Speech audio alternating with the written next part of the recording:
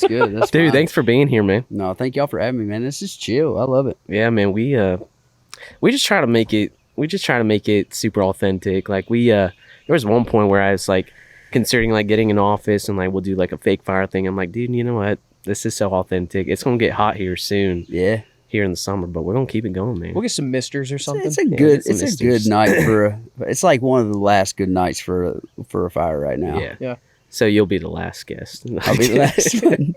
Y'all just get the LED fire with the fake glass or rocks just start now. waving the lights. Yeah, there you go. Yeah, there you go. No, thanks for being here, man. No, we're stoked to talk to you. I had a chance to check out some of your music, man, and seriously, just love your sound. I feel like there's not a lot of guys that kind of had that sound that you're going for recently that have come out, you know, that traditional type of like almost like rock kind of. Yeah, that rasp to you. So definitely influenced by rock a lot, you know, but I mean gospel, country, rock. I listened to everything growing up, a lot of hip hop too. So this whole idea behind this record was to just make a multi-genre record or at least a country record that was influenced by as many genres as possible, but I wanted to like really zone in on listening to kind of underdogs that have, underdogs in a sense, but like the Black Keys, Brittany Howard, you know, from Alabama Shakes, stuff like Nipsey Hussle, Mac Miller, stuff like that, you know. So I was listening to a lot of that, but just I just wanted an excuse to do whatever I wanted at the end of the day. So I was like, I came up with this idea to give me the freedom to do so. Yeah. So why the name Damascus? I was curious. Well, we got our Bibles here. Yes, sir. The first idea for Damascus came from the story of Saul the persecutor on the road to Damascus, who was enlightened and seen God and became the Apostle Paul, and probably the most published individual in the entire Bible at this point, you know. I was having a conversation with another songwriter, a guy named Ryan Tyndall, at a writer's retreat where this all started, January of 2022. His wife is an artist too, and I think she had done a sculpture or a painting of the Apostle Paul or something. Somehow it got brought up, and I was like, yeah, the Apostle Paul Road to Damascus. And I feel like I'm on one right now trying to figure out what I want to do for this next record, because I'd done Backslider and I was just lost, bro. Like, Backslider just wasn't it for me. I loved that record, and I think we did a great job with the record as writers and collaborators on it, and Oscar did a great job producing and everything, but I just felt like I'd left so much stuff unsaid, and so I was not happy after that record came out. Interesting. And so that was kind of where it started, and then we wrote a couple days before that, we had written with a couple other writers. We had written Forgotten Man and Baptized, and so I was like, how in the world will these two records go on or these two songs go on a record together? And I don't know, just started writing a lot of stuff that had a lot of different vibes, and one thing led to another, and Damascus became what it is. That's awesome, dude. So what, like, being unhappy with the record before, not because you didn't like the music or anything like that, but just what was it about kind of that album cycle and everything? Was it just you didn't feel like you fully said what you wanted to say, or? Yeah, it was a little softer than I would have liked it to be. And you know, I was watching two movies in particular the whole time I was working on that record. We were just talking about old car movies, and I was watching American Graffiti and Dazed and Confused a lot. And the whole idea behind Backslider with what songs I chose for the majority of the project was like supposed to be nostalgic and reminiscent of those coming of age years. Yep. And I loved that part of the record. And then there was a section of like meeting my wife, moving to Nashville, and then like being in the thing in Nashville towards the end of the record, and just the best songwriting that I thought we had done, you know, thrown on the same record. But there was nothing really touched on about any of the hardships that I'd went throughout life to get there. And I was all bright-eyed and bushy-tailed, you know. I was in Nashville and living the dream for the first time, and life was very abnormal for me in that aspect of things. So I quickly went back to my old ways and old way of thinking after that record came out. And, you know, I, if I'm being honest, I was really frustrated with the lack of success after My Boy. I thought there were other songs on that record that deserved their day, and they didn't get it. And so, you know, it's not a good place to be. Yep. Sure, you know, not a good headspace to be. It was like nobody's fault or anything. It's just the way it is. And but for whatever reason, I found places to point fingers and places to blame, and wasn't really vocal about those things. But I was all up in my head about it all the time. But it gave me the piss and vinegar I needed to, you know, work on Damascus, because it's a much heavier project. So you said it was like touching on some of that darker aspects of what you went through to kind of get to where that first record is. It's almost like a prequel to the first record in some ways. Yeah, it's kind of like definitely. the road before. Yeah, it was. Yeah, that's a cool way to look at it. I hadn't thought about that. It's definitely a lot of my life before, but also I kind of fell back into those ways after Backslider. Not near as heavy as I was in my early 20s, and not like going out and buying street drugs and getting high and stuff all the time. But I got on a script, and, you know, there was a couple weeks in that span of time where I got a little loose. Yep. And I reined it in pretty quick, but, you know, the damage was done with the script and stuff. And I don't even feel like I was an addict, you know, at any point. I was just letting this, and I say that because I've seen people who really struggle. Right. I've seen the video of the guy out on the steps crying for his mom to give him some money so he could go get high, right? Yeah. I've never been that guy, and I want to show respect to that side of addiction. Sure. I'm sure I have some form of it, but it's always been easy for me to come in and come out. But I was taking medicine that I thought was supposed to help me. I was taking it excessively, and it was changing who I was, and, you know, adding to the frustration, not fixing the things it was supposed to fix. So it kind of just, like I said, I feel like it added to what Damascus needed, though. Yeah. You know? I remember I was driving down the road one day, and it was after I decided I wasn't going to let things get as loose as they had those 2 weeks prior. I was like, all right, God, well, I feel like I got to go down this road. Just don't let me go too far. And it wasn't like, there wasn't a chastising moment. There wasn't a like heavy fear or anything that was put on me. It was just, it felt like, okay, you know, if that's what you feel like you need to do, I'm right here. Do what you feel like you need to do. I think there's better ways. Yeah. But if this is going to get you where you think you need to go, then I'm here when you need me, you know? So, I don't know. Prodigal son, man. Yeah, it was almost like it was like, I'm back. I'm not all the way back, but I'm here. I'm listening. This is how I feel like I need to do things. Probably not. You probably don't agree, but okay, you're going to let me, cool, you know? So, yeah.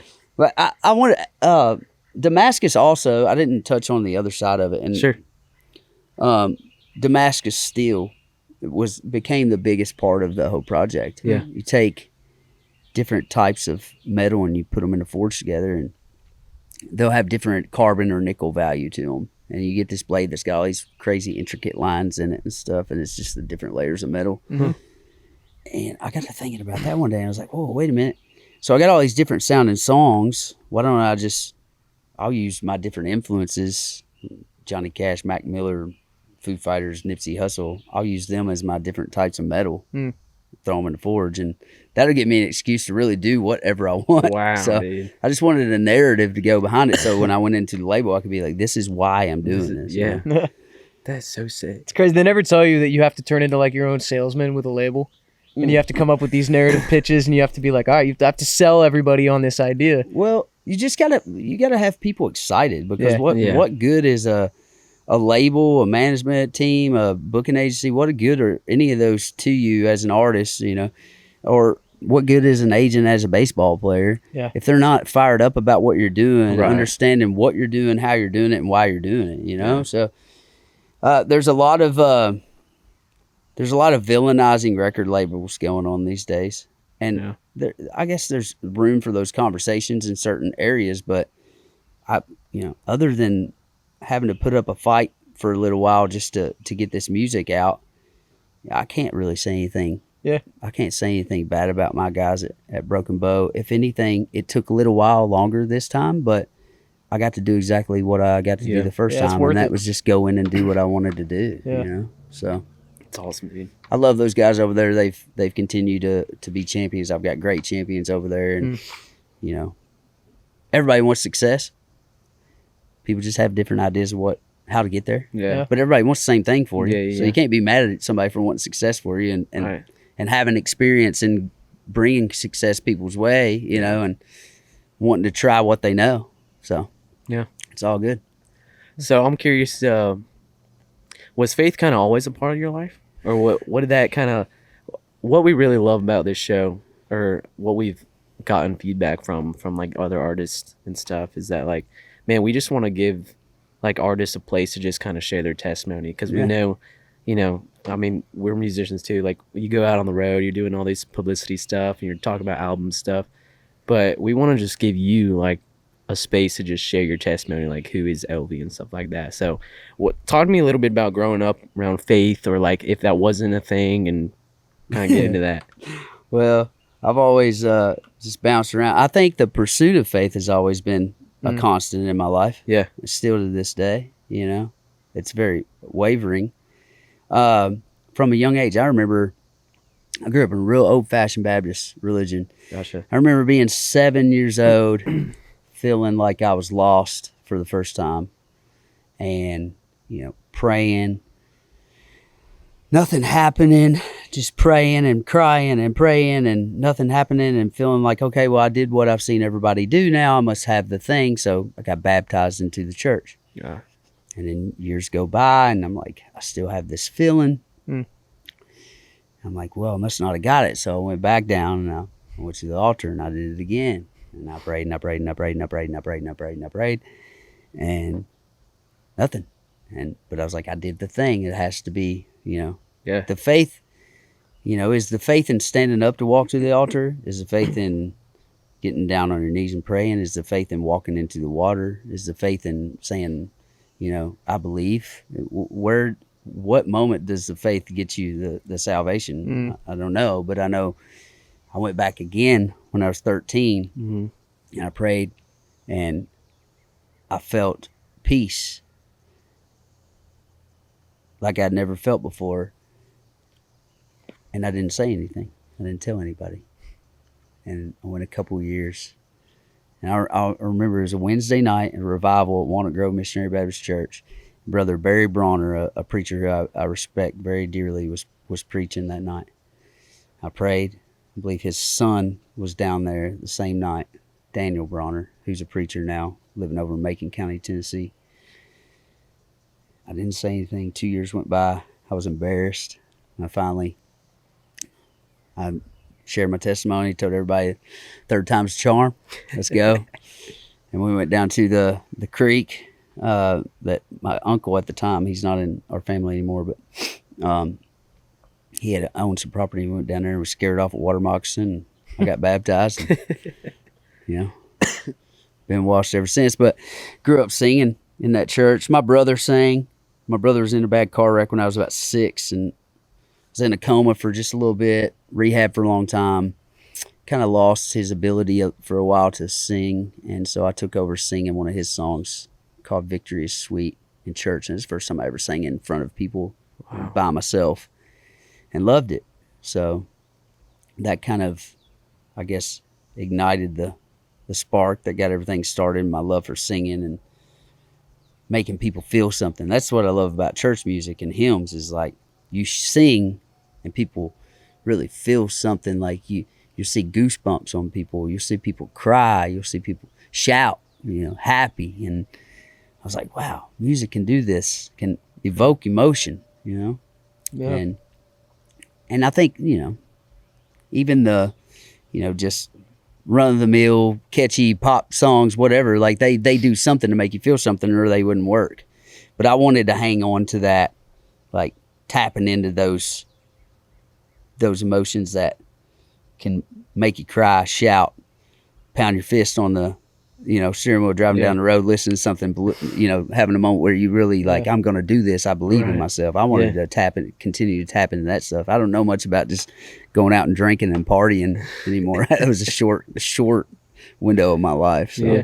Dude, that's so cool. It's one of the things I think about church music that's really interesting, gospel music that's really interesting, as opposed to a lot of other music, is like baked into it is this invitation to participate. And it's like when you're listening to gospel music, you're not supposed to just sit there and listen to it. Like you're supposed to be a part of that experience. And that's the best kind of music, is the music where not only the person on stage singing it is a part of it, but the people listening are a part of it too. Yeah. When you can bake that into what you do, that's special. It's different. I'm the first hypocrite to sing as loud as I can as soon as I sit down and they start singing some gospel songs. But I'll tell you right now. But that was a word that got thrown around a lot, in religion and growing up in it. And I always hated it. It's like, I don't go because there's hypocrites there. Well, you go to Walmart, there's a lot there too, Yeah. But I don't know. I definitely have a different relationship with going to church and stuff these days. I went just here a while back when my wife took my daughter, and we went to a church down here in Franklin. A friend of mine goes to, and had a good time, except for my daughter was not having the kids' church thing. So we brought her out into the sanctuary. It was weird for me though, bro, because I was like, what do you mean you got kids' church? Like, how old is your daughter? She'll be 3 in July. Oh yeah. And she was, that was just the day she decided she was going to be kind of a pain. A little separation anxiety that day. Yeah. The kids' church, dude. But she was not having it. We had to go back and get her, take her to the sanctuary. But dude, I remember one time we had a kids' church at my church, and they just canceled it one day. They didn't have it, so I had to go to the big church, as we called it, back then, Southern Baptist in Texas. And I sat there the whole time trying to be quiet. And finally, the service ended, and I just stood up, immediately stretched my arms out, and I said, "Thank God that's done." And my dad smacked me so hard right there on the spot. That guy talked forever, dude. I was like, "Oh gosh, I'm so glad that's done." Man, I got hit so hard. Growing up, going to Missionary Baptist Church, it was like you should be prepared at any given Sunday to have your toes stepped on for a solid 2-3 hours. So some of those guys get with it for a while. They get after it, dude. They get after it. It lasts for a little while, but I'm super proud to have that foundation. I feel like it's something that's fleeting these days. There's not a lot of kids growing up like I did. Around. No disrespect if you love contemporary gospel music. It's just not really my thing. It doesn't touch me the way that hymns do. Sure. I hate seeing that hymns are kind of a dying thing, but there are moments like everybody was fussing about Eric Church's I was going to ask performance, about that. right? And I was just like, I read about it, and I was like, well, that sounds sick. This sounds like the performance I would have wanted to see the most, Yeah. So kudos to him for, trying that. What's your favorite hymn?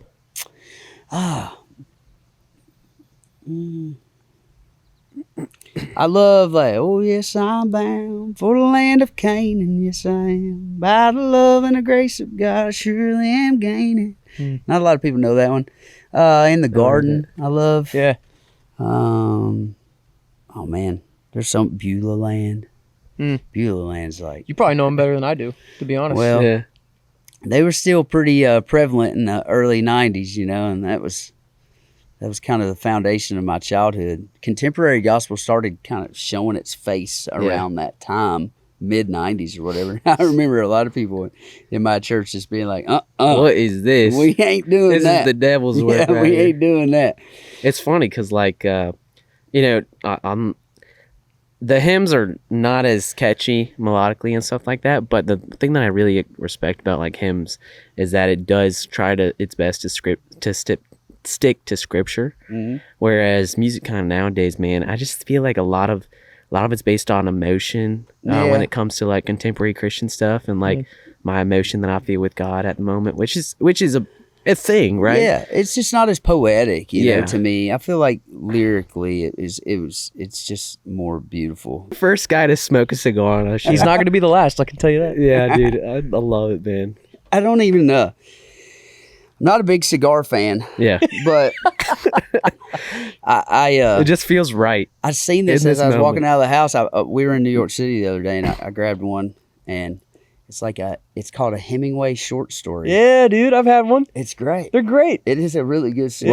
What makes it better? I don't even know. It's just smooth. Like some of them are, I don't know, they're harsh, they're heavy. Yeah. I don't know how to explain what heavy means with a cigar. The ones that have too much spice on them are the ones I don't like. It's like I like to have like a little bit. I want it to taste like a leather couch. It tastes kind of earthy and you know, smooth. So I don't want to sit here and sound like I know what I'm talking about when it comes to Same, bro.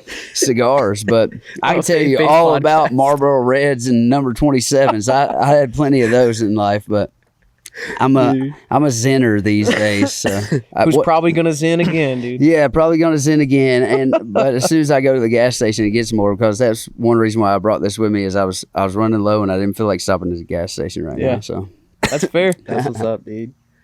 Oh man, I just loved our conversation so far, man. Yeah.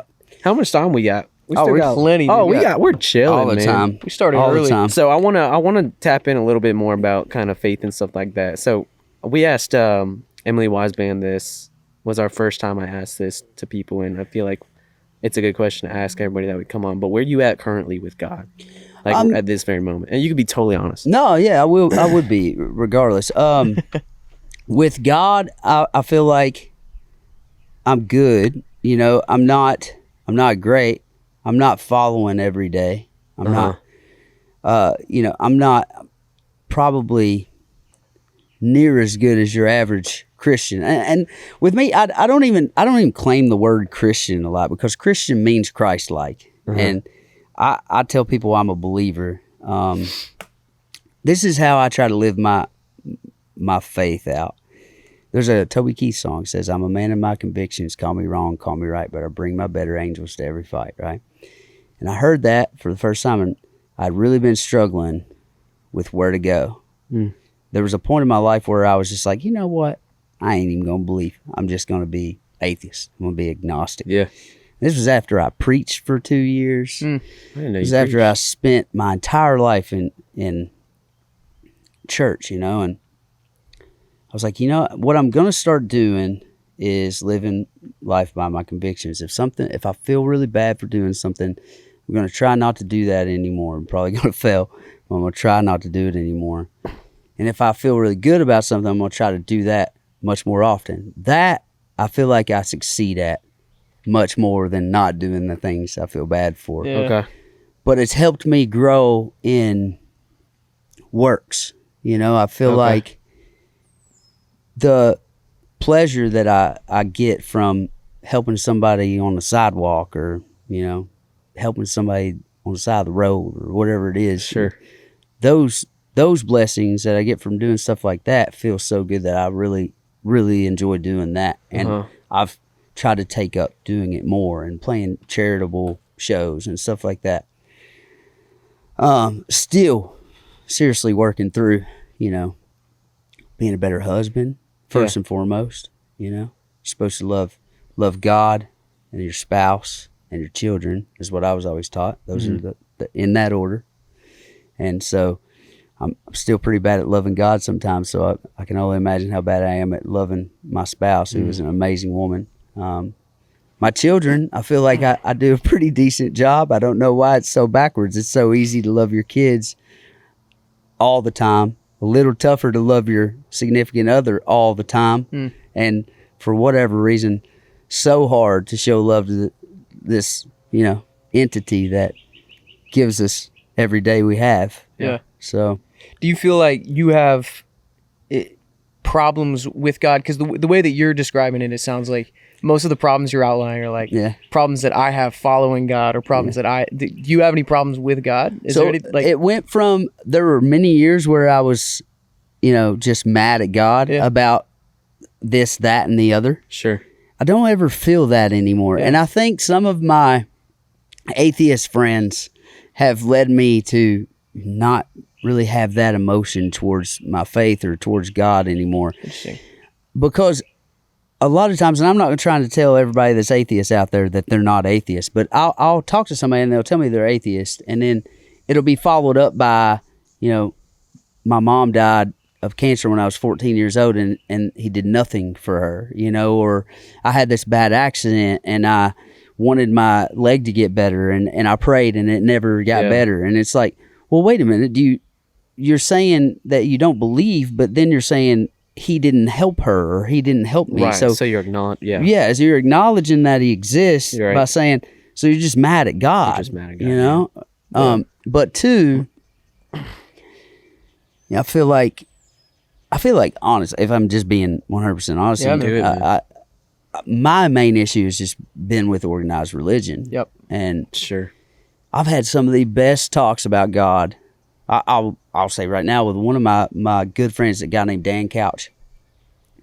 I had a great evening with him one night, sitting at a fire just like this at a cabin that my father-in-law built up in Kentucky, and we were drinking some Jack. We wasn't hammered. We weren't even, we were just drinking a little bit and talking. And it was one of the best conversations I ever had about God and belief and faith. And I was like, no, wait a minute. Like, I do not feel bad at all for this. I don't feel bad for drinking this right now. I feel bad when I go too far. I feel bad when I get drunk. I feel like there's a little bit of weight put on my head and my heart the next morning. Like, you shouldn't have done that. You probably said some stuff you shouldn't have said. You did some things you shouldn't have done. Lost control here and there. I feel bad in those moments. But it's stuff like that I started having issues with. And I started seeing so many people just like myself being pushed away from having a consistent relationship on Sunday mornings because they don't want to go there because they know they might get judged for Friday night, Yeah. And kudos to the people that show up anyway. That just don't care. It's because, and then we call them hypocrites and we criticize them for it. And it's, wait a minute. We all got our things. The list of sins is long. And everybody's got them. Amen. So, and I was always taught that God doesn't put any degrees on sin. So if God doesn't put degrees on sin, then if I'm sinning having this cigar, then it's no worse than, this might sound crazy, but it's no worse than a murder or whatever to God. It's sin against God, Yeah. And that's a hard pill to swallow, right? It's like, what do you mean? I'm just like, doesn't make sense to us. Let's consider for a moment that this is, it's a bad sin, right? But this is supposed to be equal to that. That's hard as a human to understand, but that's why he's God, Yeah. And I don't think I got it all figured out either. I'm just saying, I started feeling pushed away, and I started noticing a lot of people pushed away. And I think you can look at the attendance right now in churches and see that a lot of people have been pushed away over the years. Yeah. And I don't think God's trying to run people off. I resonate pretty deeply with having a lot of issues with the organized religion thing. That's been a struggle of mine for a long time too. And I think one thing that I've kind of come to realize over the last maybe like year or two has just been kind of looking at Jesus in the Bible and just taking everything else out of the equation, just looking at like, how did he present himself in the scriptures?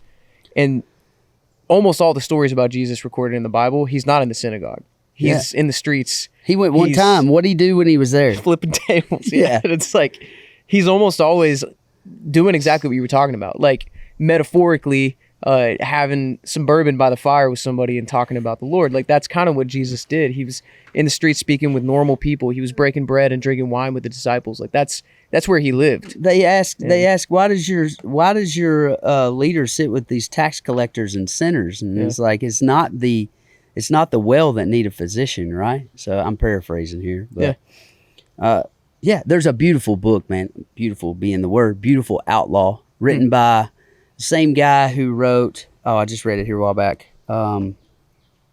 Is it Mark Eldridge or John Eldridge? John Eldridge. Yep. John Eldridge. He wrote a book called Beautiful Outlaw, and I read it that was the ending of my journey into being agnostic or atheist. Because I read that book, and I was like, well, wait a minute. All I know is Sunday school Jesus. I know like white cloak wearing God on earth. Yeah. Then I was introduced to God that became human and ran around with a band of heathens and had to sleep in the woods and, pretty much fight for their lives on a daily basis to be able to. And, the guy who would sit at the well with a woman that, he should not be seen with and show her grace and compassion. And I was like, well, Jesus is a G, you know, Quite literally, man. Jesus is a gangster. He's a warrior, man. And if you read that, and then I went back and started reading the Bible again, and I was like, oh, okay, I get it now. Like, this is the kind of man that I can follow. Sure. You know? So not to quote Larry Fleet, but where do you find God now? Ooh, Love that song. I find God on stage a lot, honestly. Really? Yeah, That's interesting. I made a promise at the beginning of last year that I would play a hymn every time we played a show. And we started out playing hymns that I'd learned, and we'd work up like kind of Southern rock country version of them. And it was a lot of fun, but I kept having that same issue. It's like, wait a minute, all these sound a little too perfect. It's like painting this perfect image of what it's like to be a Christian and a believer. And 90% of the people that I'm singing these songs to aren't that, and I'm sure not that. So that's when, later on in the year, the idea for Does Heaven Have a Creek came to me. That's the last song on Damascus. And the whole idea behind that song is just like, hey, I've heard all this all my life, you know. Do do do do do do do do do do do do do blah blah blah. I've heard all this all my life. Yeah. But you get to the end of it and it's like, well, if all that's true and there's room for somebody like me up there, then brother, I guess I'll believe. You know, and I'll sing that song and I'll see. I always like to raise my hand on that part, like we're singing. I don't know if y'all ever heard, like, it was on a Sunday, somebody touched me. It was on a Sunday. You raise your hand on the day you got saved, and sometimes you don't remember what that day was, so they say it was on a great day, and those people raise their hand. But I raise my hand on that part, and it's amazing to see how many people feel the Spirit in that moment, raise their hand. You. Yeah, Man, that's awesome, man. I'm sounding much better than I am right now. No, by the way, but I as much as there is, you know, wild and reckless and careless and angry and idiotic at times in me, this is as much of a part of me, you know, and I'm thankful for moments like this where you can have those conversations and talk about that side of things as well, you know. And that's grace, dude. I mean, like, we have conversations outside of this show, right? Just about different stuff that we're going through. And like, you know, people look at, this goes on my personal page, right? And so people look at the show and they hear like this stuff on camera, but outside camera, dude, we're going through stuff. Yeah. You know what I mean? But like, that's also what makes grace so beautiful, man. Yeah. It's like Christ died for guys like me who are just figuring it out as we go, still struggling, still broken, man. Yeah. They might see me smoking something different on a different podcast, but he still died for me all the same. That's right. You know, that's right, dude. This is what it is, and I can't help but be unapologetically who I am. Yeah. And my dad is very much that. My dad's a good man, but he's definitely, you know, not a religious man. He believes. Gotcha. You know, I believe he believes, and we have those conversations, but he doesn't have the best attitude about it. But Mama, she'd be right here with us right now, buddy. Yeah. She couldn't wait for Jehovah's Witness to show up at the door when I was growing up. She have her Bible in her hand, ready to go. You know, dude. But did Mom influence the music at all? Yeah, definitely. Yeah, my mom. I think my mom probably had more influence over me singing. My mom was an amazing singer. Yeah, she sang harmonies on a song called Miles on my first record. It says Miles with my mama, but the song's called Miles. And it's with my mama because I didn't like saying featuring. I wanted to do something different. Mom. But now everybody thinks the title is Miles with Mama. Miles with Mama. But she sang harmony on that. My dad talks at the beginning of it. But yeah, I would grow up watching her sing at church and listening to her sing in the car and be like, man, this woman's got an amazing voice. I want to be able to sing like my mom. And then my dad, he listened to everything. Like, loved Otis Redding, Leonard Skinner, John Fogerty, The Temptations, Steve Earle. And so with him, it was like, listen to the words, you know, don't listen to the beat as much as you listen to the words. Yeah. So he gave me my love for lyrics and the stories and stuff. I love that, dude. And him and all his buddies, truck drivers, they was crazy, and they got their own language and everything. So growing up around that, it was like you were bound to have some stories to tell, you know. That makes so much sense that a truck driver would have probably better music taste than everybody else. They got more time to listen to music than anybody. That's what you do, man. Yeah. Back then it was riding around with CB on. Yep. Watching out for bears. Yep. And listening to Steve Earle's Guitar Town or John Fogerty's solo record, Blue Moon Swamp. I mean, that's what I did. Sit over and bum cigarettes off my dad when I was like 9 years old in the passenger seat. Dude. Just riding down the big road.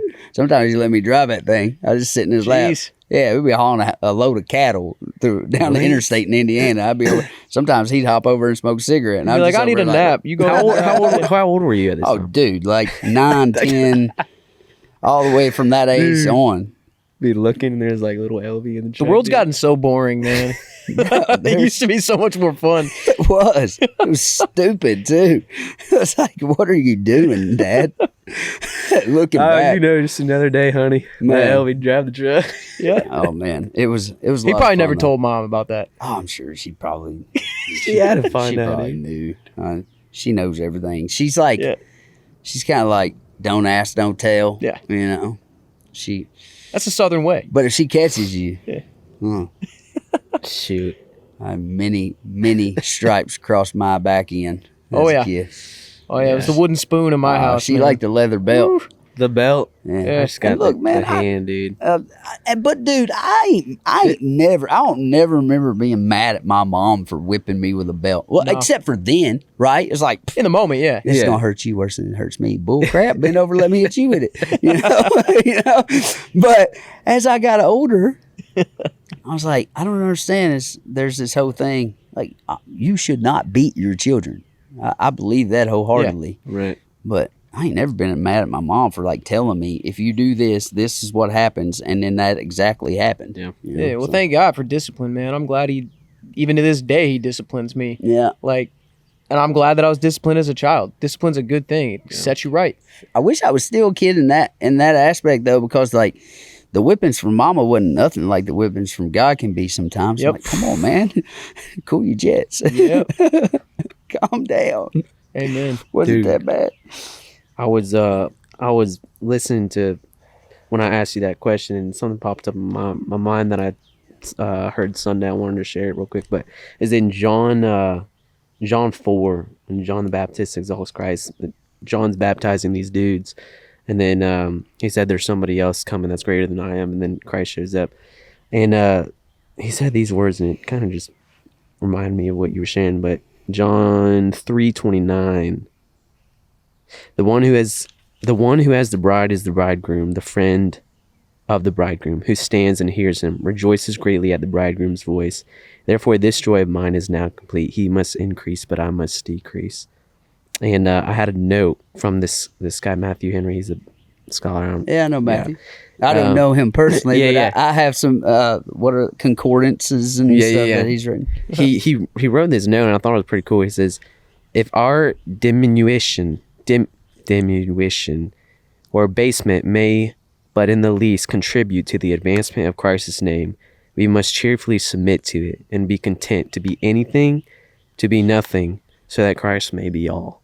Yeah. Dude, I was like, man, that's pretty sick. Like, he must increase, but I must decrease. Dude, I was thinking about this today, man. It's like, and I told Chad this on Tuesday. We had a counselor here who was awesome. And Chad Carter? Oh, yeah. You know him? Yeah. I knew you were going to know Chad. Dude. Know him well. Porter's call. Yeah. He's amazing. Dude, he's also jacked. Yeah. He is jacked. I haven't really paid attention. Oh my. He's in good shape. He showed up with veins in his arms. I'm like, dude, what are you doing, man? He's like, I'm biking 100 miles each week, dude. Chad is also a G. He is. He's also a G. I love Chad. He's helped me out through some rough times. Yep. Yeah, man, he's awesome. But you know, we were sharing. I was sharing with him, man. It's. I've had to learn through this show that I need every day to take up my cross, and I need to follow Christ. And I told him, you know, I see the reason why Chad is such a G is because he realizes that even though he's a counselor, he'll always need counseling. Yeah. Right? He gets his counseling from a higher power, but also just friends that are supporting him. And I need that when I'm leading these guys in the show. Brooks needs that every day. Nick needs that every day. Yeah. And it's harder said than done because, like, my selfish being, man, I'm like, dude, I don't want to do that. I don't want to take up my cross today. I want to do what I want. I want to go and I want to do X, Y, and Z, and I want to, do this with my friends or whatever. And man, based on the past data, I've seen that stuff just never fulfills me, man. Yeah, I love seeing people like Chad that you can walk in the room and you don't have to hear it from him. You just know it's there. Yep, we talked about that, dude. He said that. He said that's his whole goal. Yeah, I don't have to hear a word from you to know that God's in your life and is a big part of your life. And I love it when it's like that, right? Yeah. So a lot of respect for people who are willing to pick up that cross every day. I am not willing to pick up that cross every day. Hey, and I know there too, man. All of us are just not willing to, but some of us do. And the days that you do are usually great days, or sometimes they're the roughest days you can have because that cross is heavy sometimes. Yeah, exactly right. And the thing I've learned, man, is like I can't pick up my cross by myself, dude. Yeah. Like the only way that I know how to even choose Christ every day is by like praying, hey, listen, I'm a mess. I can't do this alone. I need you, man. And I think that's the only way to do it, man. I think I try to do that more in a bigger picture than I put effort towards it every day. Yeah. Simply calling the record Damascus and bringing attention to a story in the Bible, or ending the record with actually, it was like starting the record with Outside Dog and ending it with Does Heaven Have a Creek? Outside Dog is a very like ego, pissed off driven song. Mm-hmm. And I was mad and I had to get it out of me. And there's a lot of ego. But also, ego can be the little guy in the back of your head that's like, we can do this, buddy, when everybody else around you tells you can't. Sure. So there's a good aspect there. But you have this lost, mad individual. Take me out of it. If you're just looking at this record as a story, you have this lost, mad individual that's confused and then has some issues, addiction, finances, prison, all this stuff. And then there comes a little bit of like inspiration with First Place and Winning Horse. And then there's a little bit of goofy thrown in there because I didn't want people to think I take myself too seriously, But this guy is so lost and mad. And in the end, so humble and find spiritualism. And I wanted to just highlight the journey of Prodigal Son a little bit in the story of the record. And there's quite a few songs that reference, even Baptized, which I had some trouble with that song because there's, my buddy thought it was a little sacrilegious the way that we approached it. But I was like, sure. I think that it really just paints a picture of how serious love is. If this ain't heaven on earth, I don't know what heaven is worth. And it's talking about a moment of love with my wife. And wow, I was like, I think that paints a beautiful picture and correlates, the love of God into love in a relationship. I mean, the Bible constantly compares the love of God to us as a marriage relationship. He just did constantly. Right, it's the bride and the groom. You just did it. Yeah. And I think what I hear when you read that is that's just the utmost example of humility, putting yourself second for a greater cause. Yeah.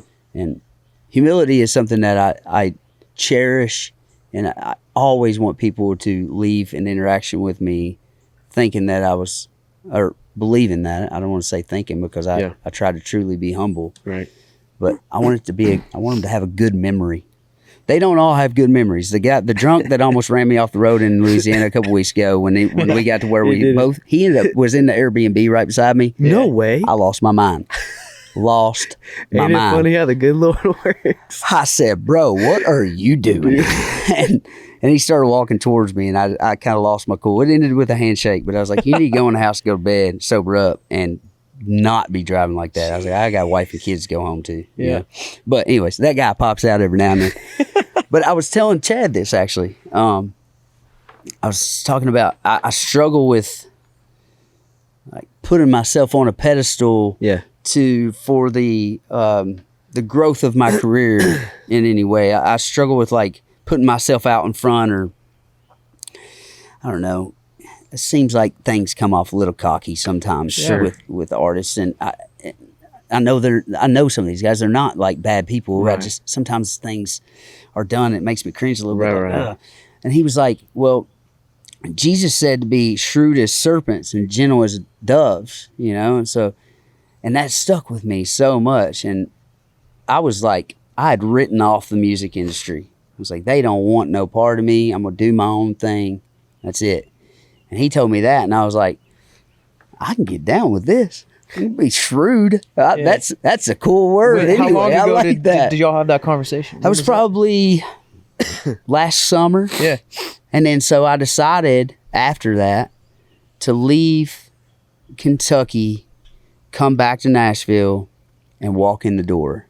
And my first time back into the fold, the industry, I went to CRS event, which is Country Radio Seminar. There's a lot of good people in country radio, but I became really frustrated with the system. Yep. Yeah. And when I walked in, man, I was greeted with so many open arms and love, and people have been listening to some of the new music and they were excited about it. And I was like, wait a minute, I thought you guys hated my guts. You know? Yeah. I was like, I've created this image in my head of these people. They don't want anything to do with me. And meanwhile, you know, I'm just hiding out, frustrated about nothing, you know? But it was that shrewdness. It was like, I believe in what I'm doing, and I believe there's a reason why I'm doing it. And even with the shortcomings within the record, just representing humanity, you know, and it's what it is to be human with having the shortcomings. I thought that it was important to put a song like Chicken Shit or Fan on High on the record, or a drinking song, you know, because that highlights those moments as well. Yeah. But anyways. I mean, dude, it's amazing because you talk about, you know, leaving for a little bit and going back to Kentucky and disappearing and kind of sorting through everything. I mean, again, like without you even realizing it, that's you living like Jesus. He regularly disappeared. He would go up the mountain and he would, you know, collect himself. He would pray. He would find himself again, and he would come back, and he was embraced by the people, and he was very popular. But he disappeared all the time. Jesus wasn't in the limelight every second of every day. He hated that, you know? There's something super spiritual about like just going out in solitude and the elimination of Like hurry. that. Yeah. We talk about that. We talked about with Chad. The elimination of hurry talks about that. Yeah. Like using that time to really just get away from the world and just like spiritually just connect. That's the cool thing about just like going on these trips, like just out in the middle of nowhere.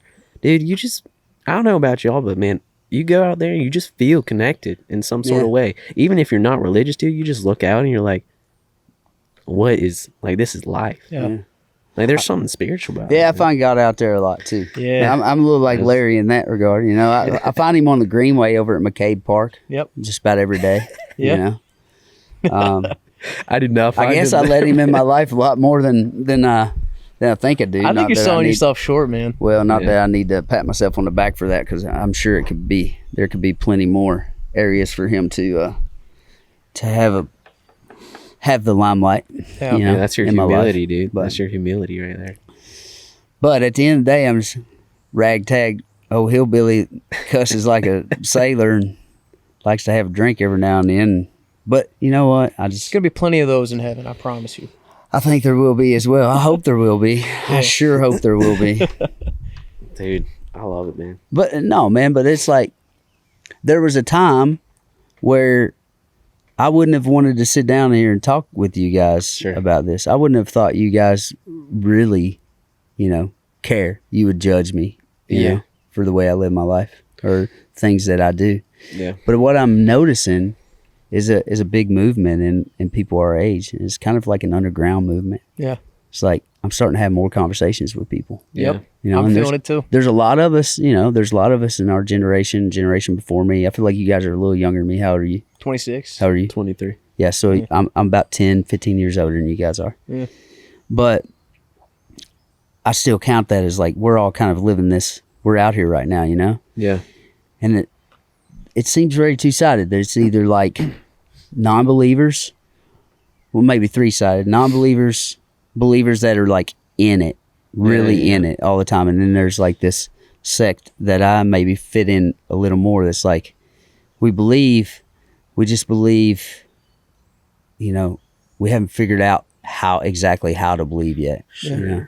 So, Sure. but this group and this group are starting to come together. Yeah. It's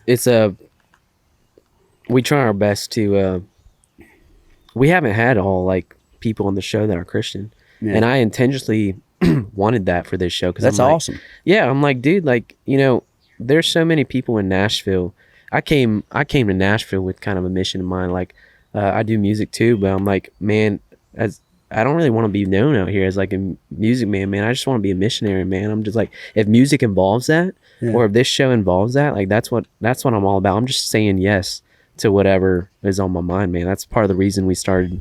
I had this idea of this Bondfire thing, and I'm like, I told these guys, I'm like, we're gonna have like people that are in the CCM and the Christians and stuff like that, but we're also gonna have people that are just kind of like trying to figure it out, and we're trying to serve them, and like that's what this is all about. I feel like that's where you'll gain the most traction, man. Is like having people. I mean, not to cut the Christians short or anything. Right. Yeah. People can learn more in depth about what it's like to be a Christian from you having conversations with devout Christians, right? Yeah. But people can learn how to start letting Jesus into their life, letting God into their life more by seeing people who are trying to figure it out. Talk to you. And it's hard because it's a fine line between like realizing that it's not judging, like it's not judgmental, but also like, hey, this is like what we believe, and like trying to fill that kind of faith onto somebody, right? Because the Lord calls us to go and make disciples of all nations, right? Yeah. And if I'm a believer and I believe something and I think it's like truth, and it's how like I'm a Christian, like I think that's like, it's been a huge part of my life, and I've seen the goodness, and like just the faith that comes from it. Man, who am I to like not want to like tell like my best friends about that, right? Yeah. You know what I mean? It's like having so much easier these days. Sorry to interrupt. No, you're good. No, go for it. That seems so much easier these days. Like there was a big time in my life where it was like I almost felt a little dorky to bring it up and talk to one of my friends about it. I was just with my friend Taylor.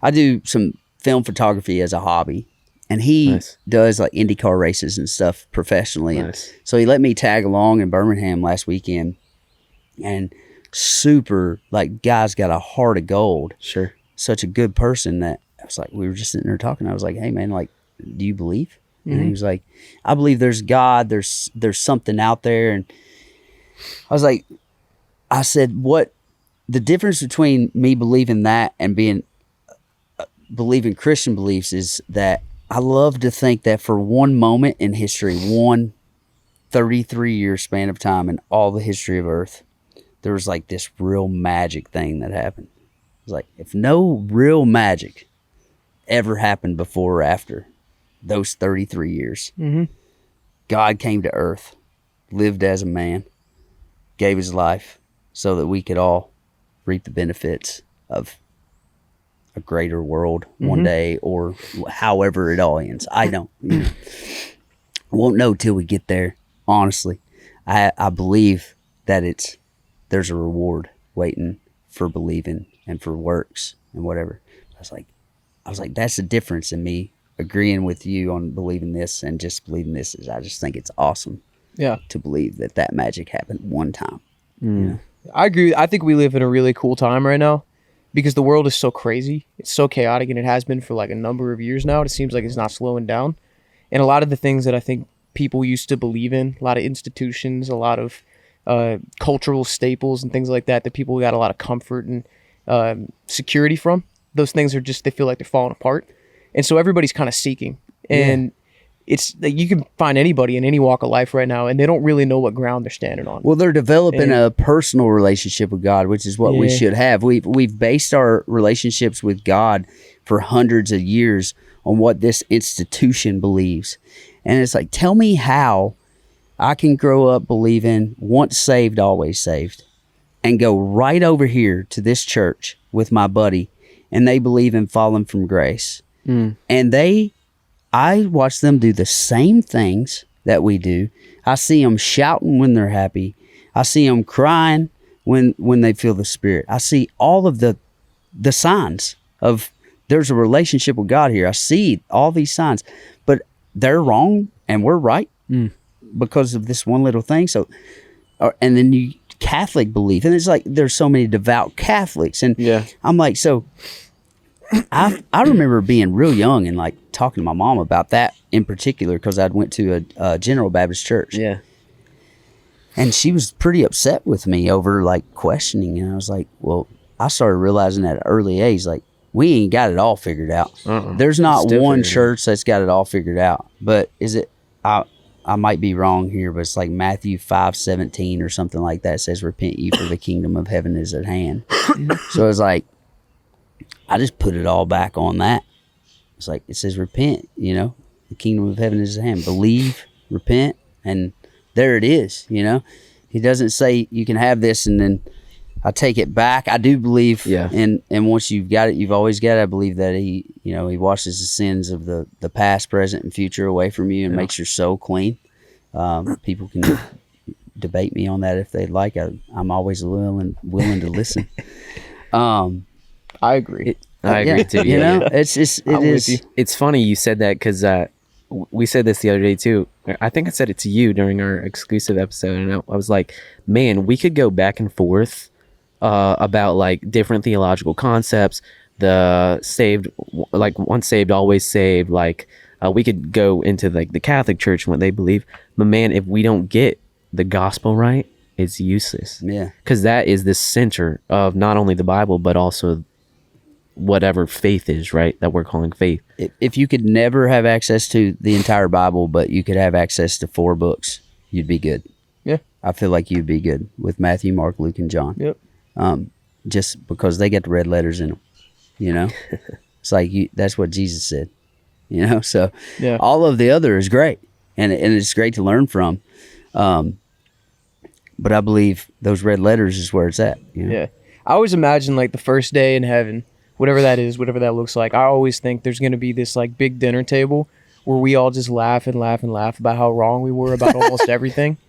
And I hope it is. That's just how it's going to be. Like, I think it's just going to be this hilarious dinner table where everybody's just cracking up because they spent their whole lives completely sure of these things that they were totally wrong about, and it never mattered. We're all totally wrong about one aspect at least, if not many. Sure. We've all got something wrong. Like, I know I'm wrong somewhere, you're wrong somewhere, you're wrong somewhere. It has to be, but I believe, you know, God also just looks at your heart. He's not worried about as much of what your mouth says, of what you think. He worries. I am speaking for God right now. I feel like, you know, worries about the matters of the heart more than anything. Everything changes with the heart.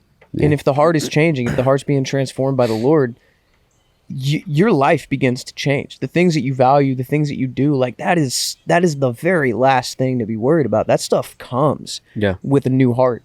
And like you said, when you're just concerned with like, what does God see when he sees my heart? If that's all I care about, I will be fine. Yeah. All that other stuff will sort itself out. It's the Grace Train. You remember Grace Train? Did I tell you guys about that? No, what's the Grace Train? Dude, let me explain this to you real quick. My pastor has this really cool analogy, and he calls it the Grace Train. He said, so when you have faith, when it comes to like the Christian religion, right? There's kind of 3 steps of it, and you can kind of break it down theology, but you got justification, justified, never sin, sanctification, where God is literally like chiseling you away, you know, making you more like his son. And then you got glorification, and that's when we're all going to go to heaven, and heaven will come down to earth.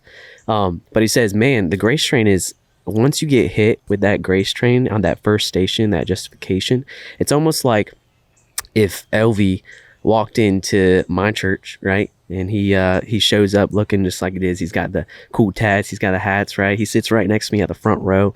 We're having a good time, great service. Elvie comes next week, but before he comes into the service, he gets hit by a train. And he walks in, he's going to look a little different. Yeah. And the same thing is true with the gospel of Jesus Christ. It's like once your heart is transformed, once that grace hits you, your life just doesn't look different. And that's the sanctification part. It's like the Lord is chiseling away. Yeah. And he's making you more like his son. And it's not anything that I think we can do on our... Dude, Paul would keep on killing Christians if it wasn't for God intervening on him, right? Yeah, Paul didn't do anything. I would still be doing the dumb stuff I was doing at freaking 8 years old. I probably wouldn't even be alive today if it wasn't for the Lord just intervening on my behalf, man. I'd be strung out on Adderall, mad in the woods of Kentucky now somewhere. Just popping Zins, we have a whole bag.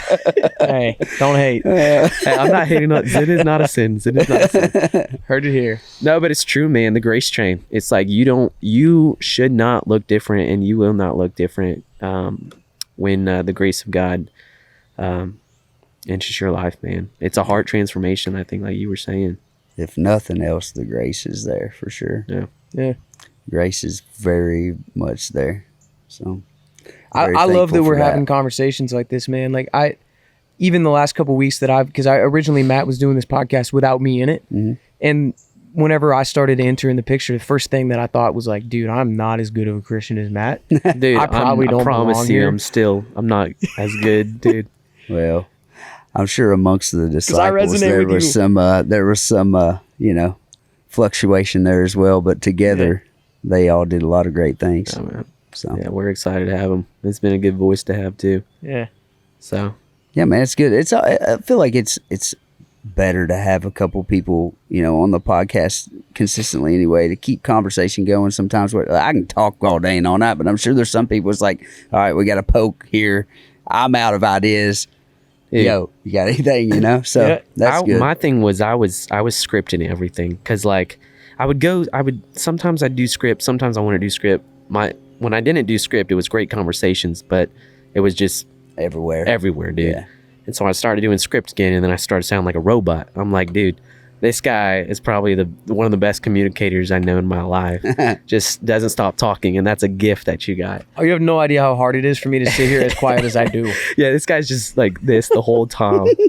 But man, no, it's been a blessing, man, just to have another voice on the show. And as this show continues to grow, we want to get like a whole bonfire thing happening, like 5 or 6 people around this thing. That would be sick. You guys should have Kanan Smith on here. Oh yeah, Kanan Smith and we were trying to get together like once a week, but we got together one time at the well over Music Group. No, the other one, the Granny White one, the OG. Yeah, Granny White. Yeah, we got together over there one time and had a great conversation, and just like this conversation, and he's got a lot of great insight and definitely working on, where God fits in his life as well right now. Dude, that coffee shop, there's something about that particular place. I used to go to that coffee shop like every day when I first moved here. And I remember there was a moment in my life I was so mad at God. So mad at God. At this point in my life, I was like 21. I'd just been here for a couple of years trying to figure out what I was doing. And I was sitting there and I remember I was just journaling, like an angry journal to God. Yeah. And this girl walked up to me that I'd never met in my life. And she just tapped me on the shoulder. And she was just like, God told me to tell me that he loves you. I just started crying in the middle of that coffee shop on the well on Granny White. I had to get in my car and just cry for like 20 minutes. Yeah, that's amazing. And there's something about that place, dude. I've had some cool experiences in that coffee shop before. Maybe God's hanging out at the well. I think so. The well, dude. I think you might be. Is it like a faith, like the well? Is that like some sort of faith thing? Yeah. Is it's it? tied into some nonprofit work too. I know they do all sorts of, I think they do well building. Hence the name. Yeah. That's pretty sick, man. I dig It that. was started by some students at Lipscomb, right over there by their campus, like years ago. I got a text the other day. My dad called me and was like, he said, that guy on YouTube, I gave him what for? He said, you talk about God too much. And I was like, well, dang, I guess I'm doing all right. Yeah. I didn't know. But I don't know, man. I've been that girl before, where I was like, I felt pressed to go up and say something to somebody, and it's always the most awkward. Yeah. It's like, oh my gosh, they're gonna think.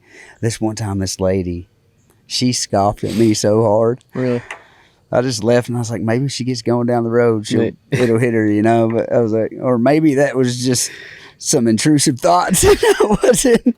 You never really know. I think I'm just hungry. Yeah. I remember walking up to her, the same thing. I was like, God just told me to tell you he loves you. Yeah.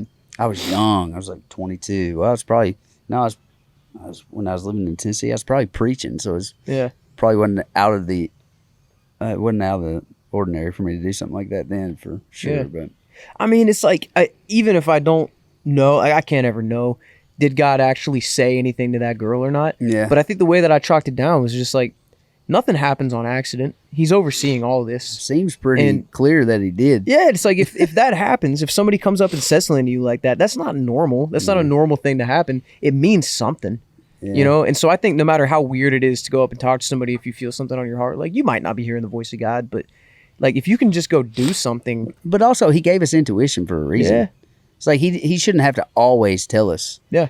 Like you might recognize body language, something you've went through before in your life. You might see somebody sitting back in the corner, like you might see the look on their face, the way they're journaling, and be like, "I've been there." Yeah, you know? I think it's a lot of intuition. Yeah. Yeah, I don't think it always has to be, the voice of God that instructs us to do God's work. Yeah. It should be in us. Yeah. For the most part. I go back and forth with that, man. Like, because, I mean, if the voice of God is the red letters in this book, right? This scripture, right? It's the living, breathing word of God. And so, like, when people have those spiritual moments, I'm like, okay, but is it aligning with what this thing says? You know what I mean? So I go back and forth with that. I don't know. Maybe I'm just crazy. I struggle even further than that. I struggle with relying on this, as solid foundation sometimes. It's been, we had this conversation before I walked over here because I asked you what version you were using. Yeah. I come from King James onlyism, I love the English Standard Version because I used it in college in conjunction with the King James Version, and it helped me learn the scripture better. Yeah.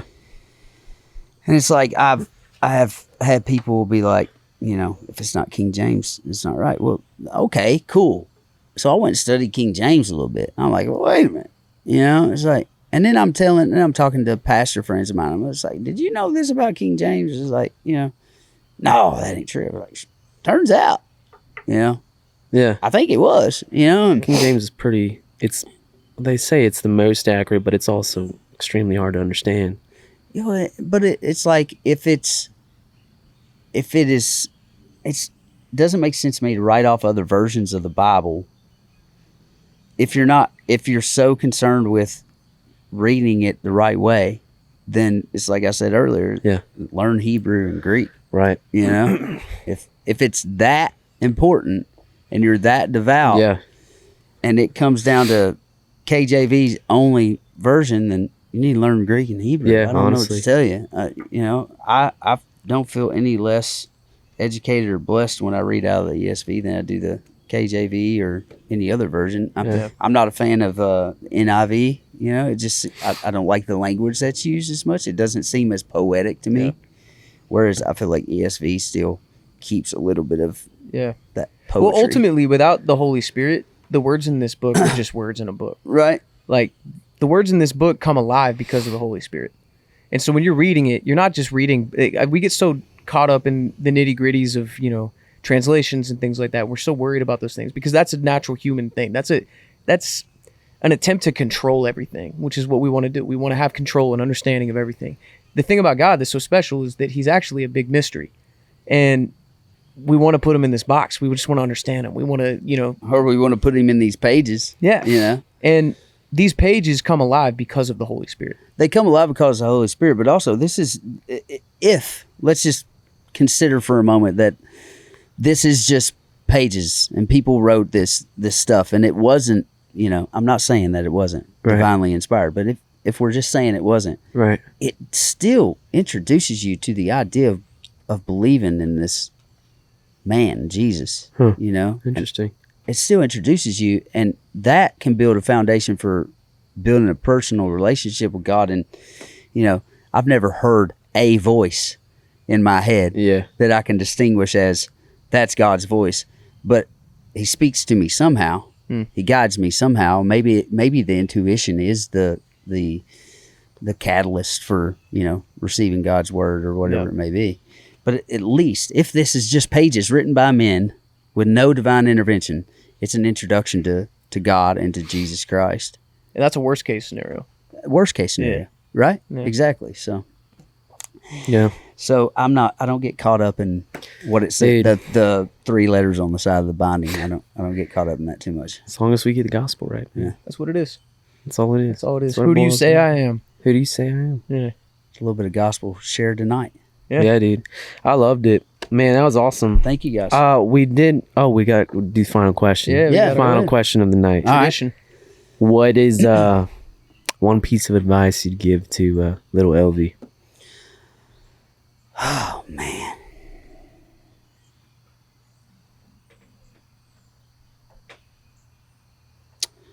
One piece of advice I would give to little Elvie. That's a great question, man.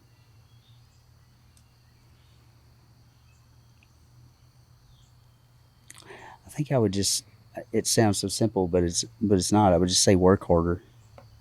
Like, I just gave up really early. Hmm.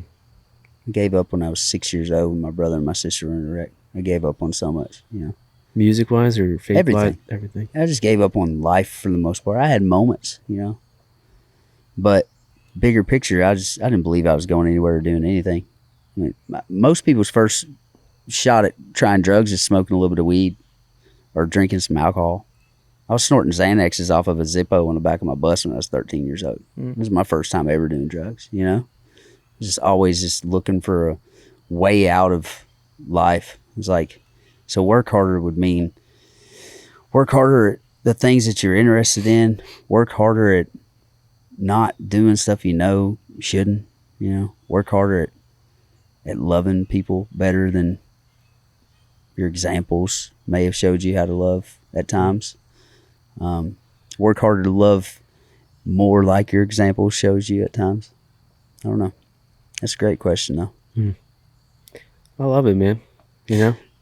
I speaking of loaded questions before we go, Sure. somebody kept asking me. There's one day where I got this question so many times. It was like, what's your idea of success? Ooh. And it's such a great question.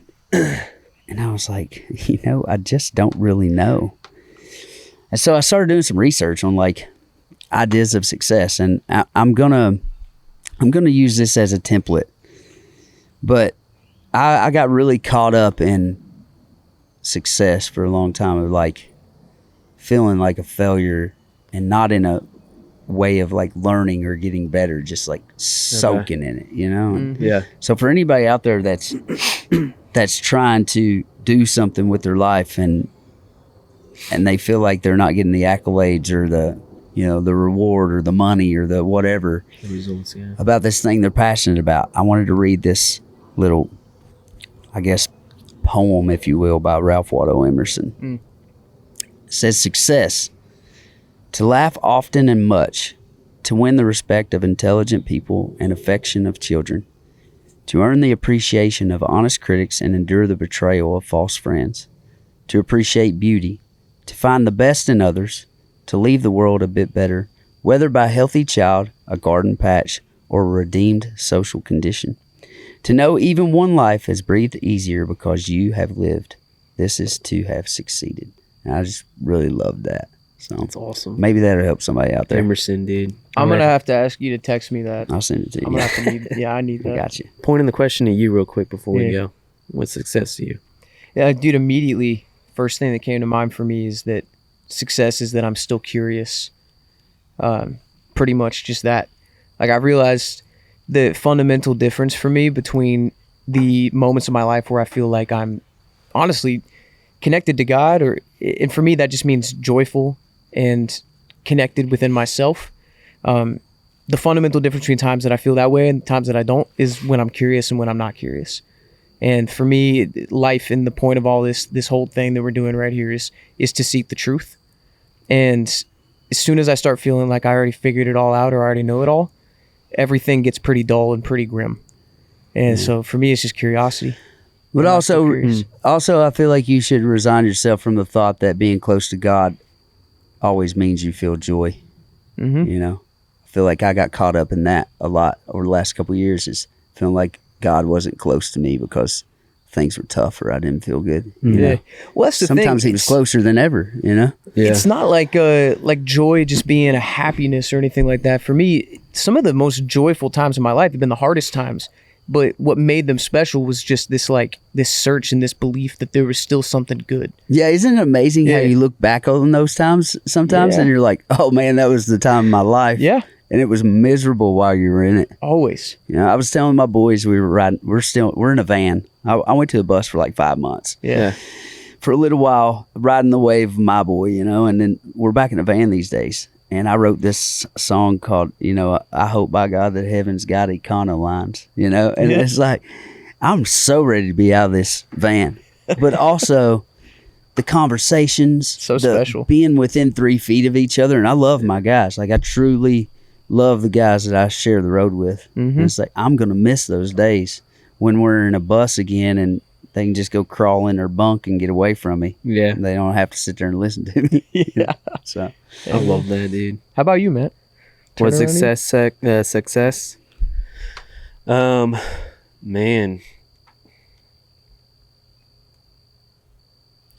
I think just loving God and loving people, man. I think plain and simple. 2 of which I don't do great at times. But man, I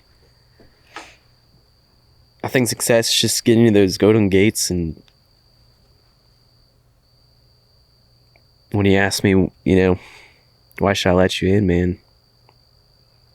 It's because the man on the middle cross told me. Remember that story last time? I don't know, dude. I think that's success. I think it's just believing and confessing, man. It seems so easy at times, but I really do think that's like success for me. Get a little more tedious with it, though. Sure. Like, where would you like to see this go? You know, the podcast. How would you like to see this grow and reach people? He's pressing you. Practically, the best way that I can put it, I said to Brooks, is, man, I would love to see on Monday nights when we send out our devotional and stuff, and we send out the weekly episodes, for there to be a nation full of guys doing this in their own homes, sitting around, maybe a Solo Stove sponsor, and just talking about God, opening up the scripture and just doing it, man. Man, if it influences one person, that'd be worth it for me. That I say that a lot too with my music, but as my good friend Chad would say, you know, I wouldn't hesitate to be a little more shrewd with those goals. You know, try to get a number, like write a number down. How many people you want to follow this podcast? How many listeners do you want to see on your videos?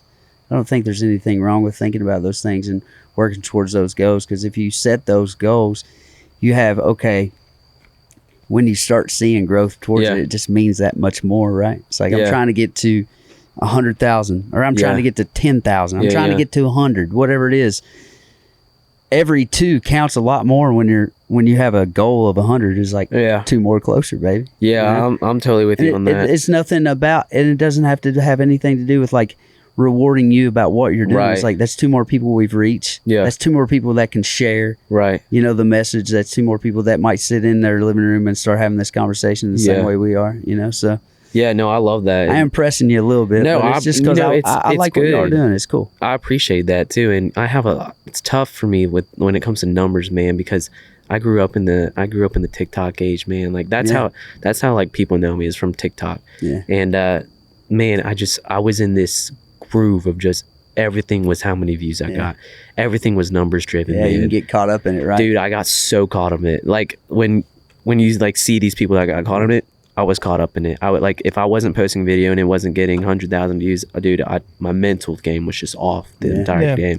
So I say all that to say, I'd be careful sometimes to know myself, and like, if I put a number to it, I don't want that number to be connected to my success, right? Yeah, exactly. But I'm glad that you told me that, because I need to start. There's nothing wrong with goals, and having those numbers is not bad, but doing it in a humble way and doing it in the right way, realizing that, like, even if that number doesn't exist, even if 2 people are affected, you're still working towards something. The Lord is still doing something. So thanks for calling me out on that. Well, you know, I know I gave you the Christian cliche answer there. I get caught up in it too, you know, and it's just, it can be a thing where it's like, I still this day, I'll look at my buddies' Instagram and I'll be like, well, gosh dang it, man, what am I doing wrong? You know, I'm like, what am I doing wrong? And at the same time, I'm trying to celebrate my boy, because I'm like, what he's doing sick. I love it, you know, but I'm like, the jealousy's always going to be there a little bit, you know, but as long as you can figure out a way to not let it control you or just bring you down. Yeah. But I had a talk with a buddy last night about goals, dude. We were talking about like the whole point of them. It's almost never the goal that's actually the point. It's just you have to be heading towards something. yeah, it gives you a target. And when you're heading towards something, you end up somewhere. Yeah, and that's like the whole thing with addiction too, and like what they talk about, and I know Chad talks about that too. It's like that you got to have a why, right? 2016, I was still living in Kentucky. I wrote on a piece of paper because a good friend of mine said, write it down. And like, you never realize how much power writing something down has. And so I listened to her, and I wrote down, move to Nashville, get a publishing deal, get a song cut by another artist, get a record deal, get a number one. And that was 2016. 5 years, 5 goals. October 2021, we got number one with My Boy, and it was the 5th thing that I checked off in order. Let's go, dude. It's amazing. It really does. I haven't written down anything since then. I can't figure it out. I've tried, but I don't have the direction I had then. It's just like that was all I ever wanted. Yeah. And now I'm like, I don't know what I want. I'm pretty good. I would like to be a little more financially comfortable, you know. I want to spend more time with my family and stuff. I don't want to sacrifice that to be more financially successful or whatever, but I'm still trying to figure out those next 5 years right now. Yeah. And there's been about a 3-year gap. So I get it, dude. But I appreciate y'all having me on, man. Dude, This of was course, awesome. man. Congrats on the success. I can't even talk tonight, man. Congrats on all the success, and we're stoked for you. Stoked for the Damascus album is cool, man. Thank you, guys. Keep doing it, man. I hope everybody will give it a chance. Listen to it from beginning to end. If you got 50 minutes, I think it's like 43 minutes long. It's 13 songs. Which I was thinking about that the other day. There's 13 songs. I was like, wait a minute. And I didn't even aim to do that. The accident, Bob Ross, dude. Yeah, it's crazy. So yeah, just please listen to it. There's going to be some stuff that, you know, maybe you don't like, but I think there's a little bit of something for everybody in there, whether it's 13 songs, 10 songs, 8 songs, or 1 song. There's some song in there. I feel like that's for somebody out there, you know? Well, I've heard good old boys like me can fall down on their knees, claim that they believe, and set their spirits free. And I'd like to run them streets of gold in that paradise that I've been told will never grow a day more old. I gotta know before I go, does heaven have a creek where I can swim in my old blue jeans? Can they wash the sins off me and set it up since that revival? And do they drink in glory land, sing and sway with the angel band? Is there wine as fine and dandy as I've read in the Bible?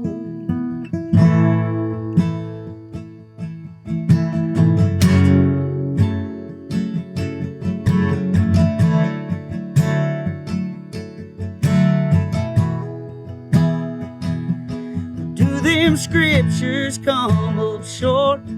Tell me how beautiful is Jordan Shore? Is my granny waiting over yonder? Is it everything they say I wonder? Does heaven have a creek where I can swim in my old blue jeans? Can they wash the sins off me that's added up since that revival? And do they drink in glory land, sing and sway with the angel band? Is there wine as fine and dandy as I've read in the Bible? Do do do do do, you do do do do do, you do do do do do do do. Yeah, tell me, does heaven have a creek where I can swim in my old blue jeans? Can they wash the sins off me has set it up since that revival. And they drink in glory land, sing and sway with the angel band, walk with Jesus hand in hand. Is that wine is fine and dandy, as I've read in the Bible. You could make me a disciple if all that's true and there's room for me. Brother, I guess I'll believe. I'll believe, yeah, I'll believe.